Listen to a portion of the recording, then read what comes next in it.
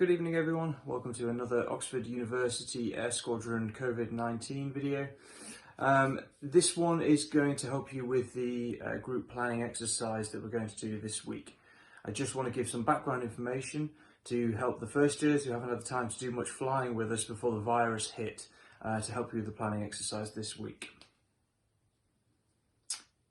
The first thing we're going to look at is pilots and the weather. Pilots are obsessed by the weather. But with modern technology, you might ask, why do we even need to look into the weather in any more depth? You've all got on your phones BBC Weather, giving you regular updates with nice little pictures of clouds and pictures of sun. However, pilots need more accurate weather updates for various reasons. Chiefly and most dramatically, I would say that pilots need to understand the weather because it's very dangerous. If you do not understand the weather, you get too close to a CB, a thunderstorm, Castellanos cloud, St Elmo's fire, and you don't know what it is. That stuff can kill you. In my career, I've probably known more pilots killed through not understanding the weather than due to hostile action in places like Afghanistan, because there were some really significant thunderstorms out there, and unfortunately people lost their lives who didn't understand it. But on a lower level, delivering elementary flying training syllabus to you guys, we also need to understand the weather as well. A little picture of a cloud on a phone isn't enough for me. I need to know where the cloud starts, where the top of it is, how thick it is, what sort of cloud it is. I need to know lots of these things so I can figure out whether we can go spinning, whether we can do formation flying, or whether I need to do instrument flying with you. So I need a more detailed picture of the weather, and you will too as well when you're trying to decide whether it's worth perhaps maybe skiving a lecture to come in for a solo. Are you actually going to get that solo in or not?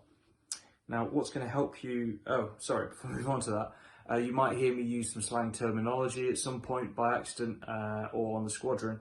If you hear a pilot refer to the weather as gin clear or ginners, it means that the sky is perfectly clear, like the weather we've got at the moment, clear blue sky, lovely weather. If you hear a pilot refer to the weather as doggers, it's dog shit, it's not very good, low cloud, rain, miserable. Okay, ginners, doggers, so if I say those without thinking, that's what those means, good and bad. But how you can learn to decipher the weather in a more pilot-like manner to get more out of it is all by TAFs and METARs. Here's a couple of TAFs and METARs that I grabbed off a screenshot that I'll show you in a second. TAFs and METARs then, a METAR, in real simple terms, a METAR is the weather as it stands at an airfield at that moment in time, okay? So it's a snapshot. The TAF is a forecast, it's a prediction for a period of time. And if you look at them here, this is the key thing. So METAR, EGUB, that's Benson, that identifier will change whatever airfield it is. It's got a time and date stamp. On a METAR, that time and date stamp is for the period you're looking at, the little snapshot. So on the 14th at 14:50 Zulu, that's the weather you see. And it always starts with wind, visibility, cloud, then you've got the temperature and the dew point, the QNH, and the colour state. TAF is slightly different. This is where people get confused. You got the same EGUB as the identifier. However, the first timestamp, that is when the forecast was issued, okay? It's when the Met Man wrote that TAF. But it covers the period on the 14th between 1500 and 1800. This is the key bit. It's the forecast period that you're looking for.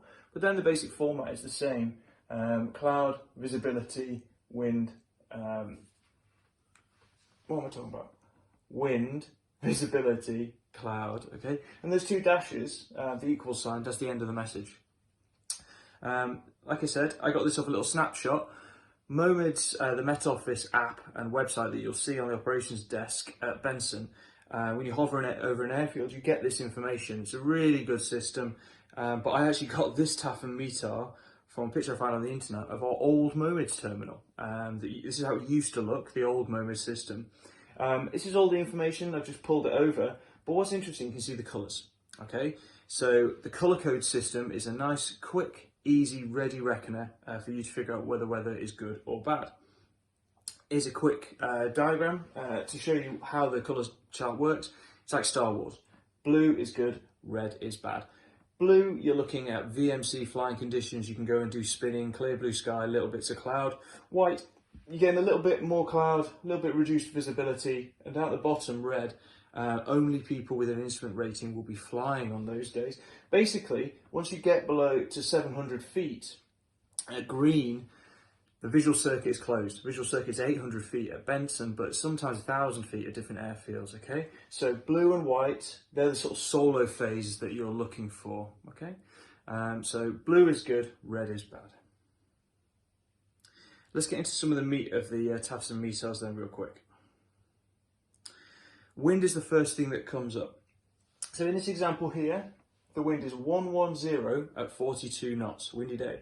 110 refers to where it's coming from on the compass. So it's coming from 110 degrees, okay, just beyond here. Say, what you really want in an ideal world is to take off into wind.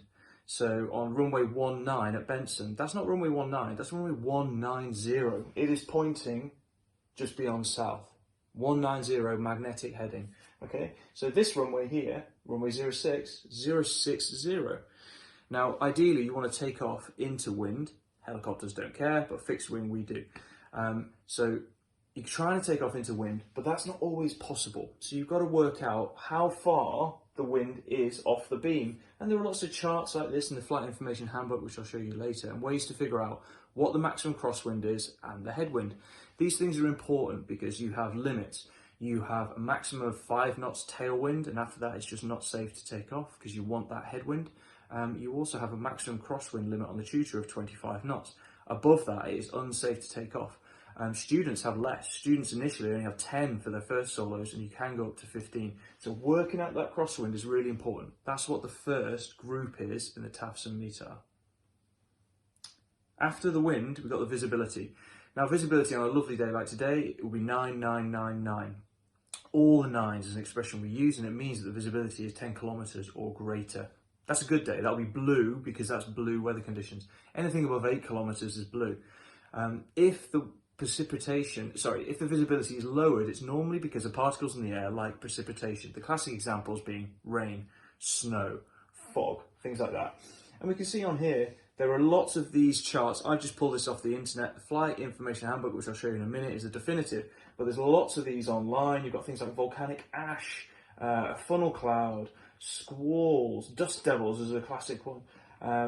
But you've also got minuses and pluses. Minus for light, plus for heavy, VC for in the vicinity. It's going to take you a long time to learn these things, but if you know where to find the information, you can dig it out. And you've got to figure out why is the precipitation there and what effect is that going to have on me. For example, volcanic ash, very, very dangerous for jet turbine engines. Cloud. We talk about cloud in terms of octas. So you will see a group and it will say 3 letters, few, scattered, broken. And that relates to the numbers of octas it is. So sky clear is nothing. 1 and 2 of 8 is few. Scattered is deemed the most significant. So scattered, we start to care about the cloud. Few you can get away with. You might not be forced to do an instrument approach with few cloud at 500 feet. But once that goes to scattered, it's deemed significant. You may have to do an instrument approach at that point. So above that is broken, 7 to 8. 5, 6 and 7 for broken. And overcast is 8, completely covered. 3 numbers will come after the code for how much cloud there is. For example, 005. You add 2 zeros to that, and that gives you the height of the base of the cloud. So 005 is 500 feet. 050, add 2 zeros to that, is 5,000 feet. But that is the base of the cloud looking up, because that's all the Met equipment can gather, what the base of that layer of cloud is. But that is important, okay? Add 2 zeros to that number. And as I've said many, many times, Flight Information Handbook, the little yellow book in the ops room, brilliant, brilliant book. Pages on pages on TAF and METAR decodes, okay? Good thing to get into. Okay, that's enough on well, no, let's do a bit more on the weather, actually. Let's look at some charts. So, morning brief, you've seen these charts before. Synoptic chart showing all these fronts, so this is all that bad weather we had in February, all the rain that we're missing now. Synoptic chart's very important.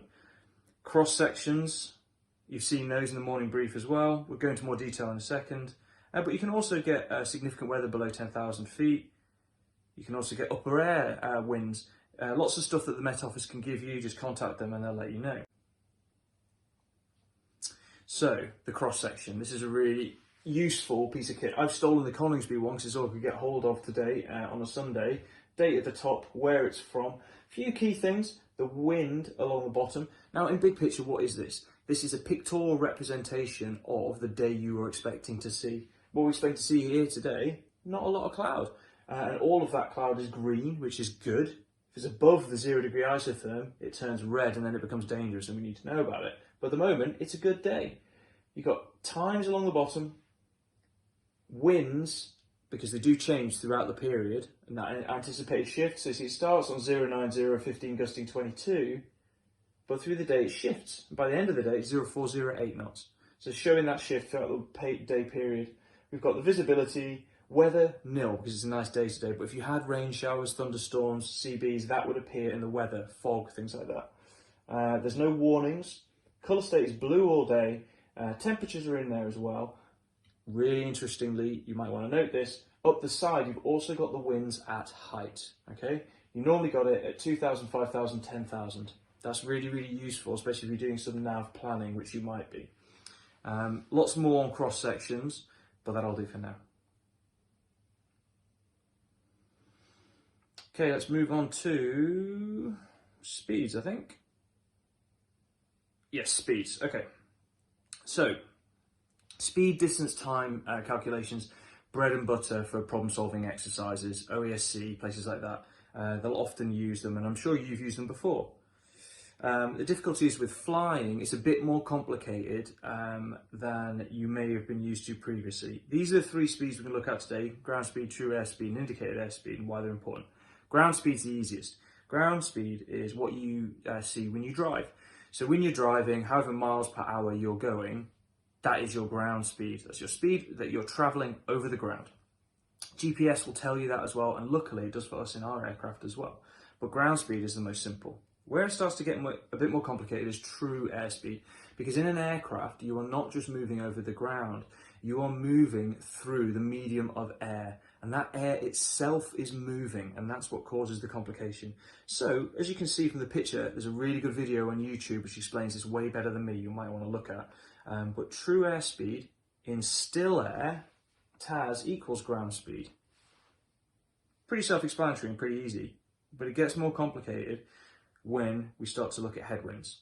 So, when you have an air mass moving into you, you are no longer doing the same as your ground speed. If the two aircraft match each other and they're going the same speed from right to left, you must be going quicker on your true airspeed because you're pushing into that headwind. Okay? The same is true with a tailwind. Okay? So, for example, if there was an upper air wind pushing you, that is going to increase your ground speed, even though your true airspeed remain the same. Okay, so that relationship between true airspeed and ground speed is important, and it is based on what the air mass is doing up at height. There's a lot of depth in this, and it's quite complicated, but for the exercise on Monday, that's all you kind of need to know for now. Indicated airspeed. So all we have is the airspeed indicator inside the tutor. We actually, luckily, I tell a lie, on our GPS we have a ground speed indication of the GPS, which is a really useful comparator.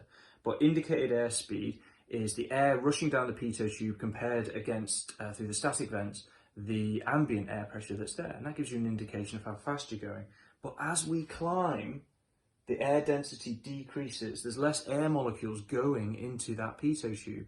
So your indicated airspeed may stay exactly the same at 200 knots, but there's less